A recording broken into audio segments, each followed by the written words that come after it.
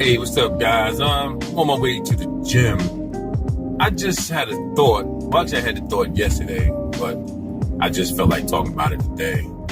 I was about Kenneka Jenkins and Jholie Moussa, and I'm sitting and I'm thinking, and I'm comparing the two because they have some similarities. And one of the similarities is that there was absolutely no urgency for the authorities to help them. Now, once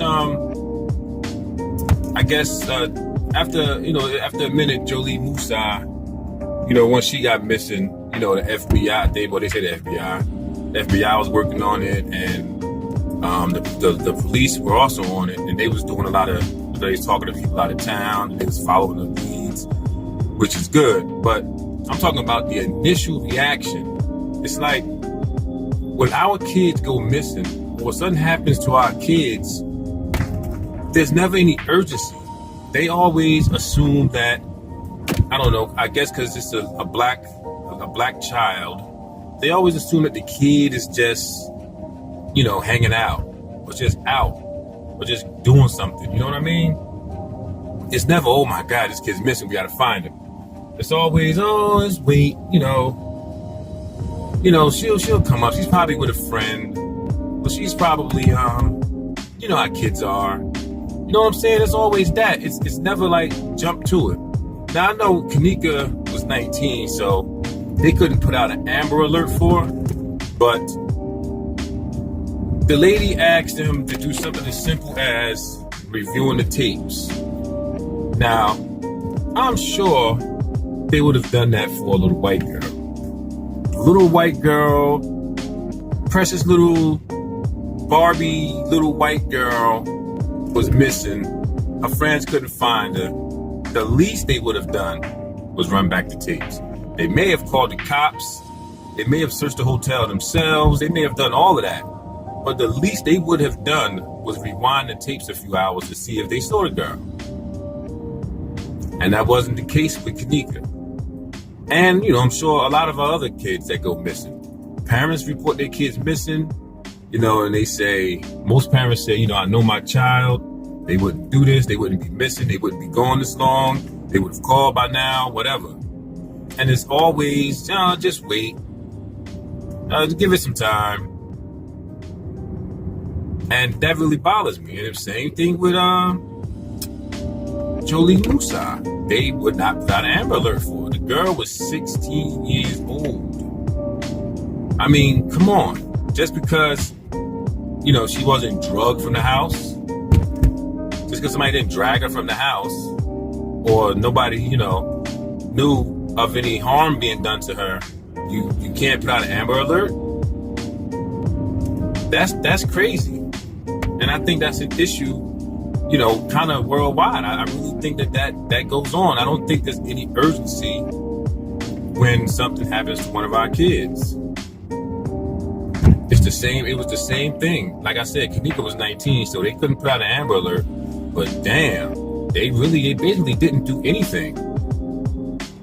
And it really took for the mother and the sister, I guess, and other family members to really, start going in. They went in the hotel and they banging on doors and they started carrying on.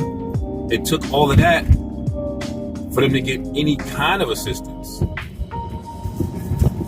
So, I mean, that's one of the similarities that I was, thinking about. And, a lot of our kids get missing. And I can imagine how many of our kids get missing and the parents alert the authorities and they tell them to wait. Oh, kids, they're just hanging out, probably over a friend's house. Meanwhile, you're sitting back like, I know my kid. My kid wouldn't be gone for 24 hours and not contact me. Oh, well, these things happen. Did you check with the friends? They actually told Kenneka Jenkins' mother that she's probably still in the room, asleep, drunk. They told her mother that. And I don't think they even went up to check to see if she was in the room. They're like, no, her friends left. friends looked for her, couldn't find her, and left. Oh, she probably left with somebody. Like, what the hell? What do I gotta do to get a little help? Jholie Moussa, her parents pleading and crying and snotting and telling them, listen, she did not just go somewhere. She is somewhere. She's in trouble. She needs help. She doesn't do this. And they're like, oh, well, did you check her Facebook? Like, what the fuck? No, she is missing. She's missing. Do something. And it's just crazy how there's no urgency when it comes to our kids. There's no urgency at all. And I think that has to change. You would think at least, not that girls are more important than boys, but a little girl missing. See, that's because they think our little girls are grown women. They think they all are nasty little hood rats that just run around and spend the night over people's house and just stay out all weekend at that age. That's what they think about our kids. I don't know how to change that. I don't know if you can change that, because a lot of people feel like that and don't even have a reason to feel like that. They just think that that's how we do, and they feed into stereotypes, and especially like law enforcement, because people in law enforcement, especially white guys, they really only know a certain type of black person. They don't really know other black people. They may know, black co-workers, but besides the co-workers, the only black people they really know are the criminals that they lock up and the criminals that they chase and the little kids, the young black kids that that they come across in the streets. Those are really the only black people they know. So, you cannot have any direct contact or direct evidence and still formulate an opinion because of, what you see. And the only black folks that they see are the ones that's standing on the corner, the ones that's selling drugs, the little girls that's doing outrageous shit, the little boys that's in the streets wilding out. Those are the only black people they know. So that's how they treat all of our kids. They only know the undesirables, amongst our community. Those are only black people they know. Besides, like I said, they're co-workers, they're brothers in law enforcement. So I just thought that was interesting.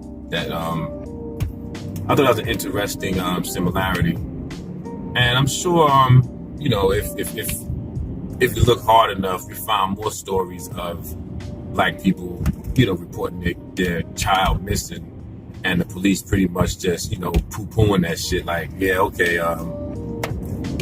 give it a day, instead of just swinging into action like, damn, this kid's missing, we gotta find this kid. The mother said the kid's never done this before. I mean, shouldn't that be some sort of criteria? I mean, if they don't have anything in their system regarding the kid being a runaway or anything like that, I mean, that should be the criteria that they go by. If they don't have any record of the kid being a runaway or the kid being a problem child, then, they should take the parent's word for it. I mean, because any parent could walk in there and their kid could be a damn maniac and they can say, oh, he's never done this before. So you can't take, the parent's word all the time. But if you don't have any, evidence that this kid is a problem child, or that this kid is a chronic runaway, or that, this is something that they do on the regular, if you don't have that kind of proof, then I think you should, I think that they should put a little more priority, a little more urgency into our accusations. When we say that our kid is missing, damn it, our kid is missing. Something is wrong. But no, it's always the same thing. Give it 24 hours. They're probably hanging out with a friend. You know how kids are. yada, yada, yada. And I just think that it's, I don't know, it's just really unfortunate, the treatment that we get when we really, really need some help. But I'm here, I'm at the gym, and I'm gonna catch y'all on the next video. Just leave your opinions and your comments in the comment section, and we'll talk about it. All right, peace. Catch you on the next video. Like, comment, subscribe, share, and even hit the PayPal button if you so feel it in your heart. I'm trying to park and this person will not let me. Go ahead, just go. Damn. Yeah, like I said, like, comment, subscribe, share the video. Thanks for watching, and I'll catch you next time. Peace.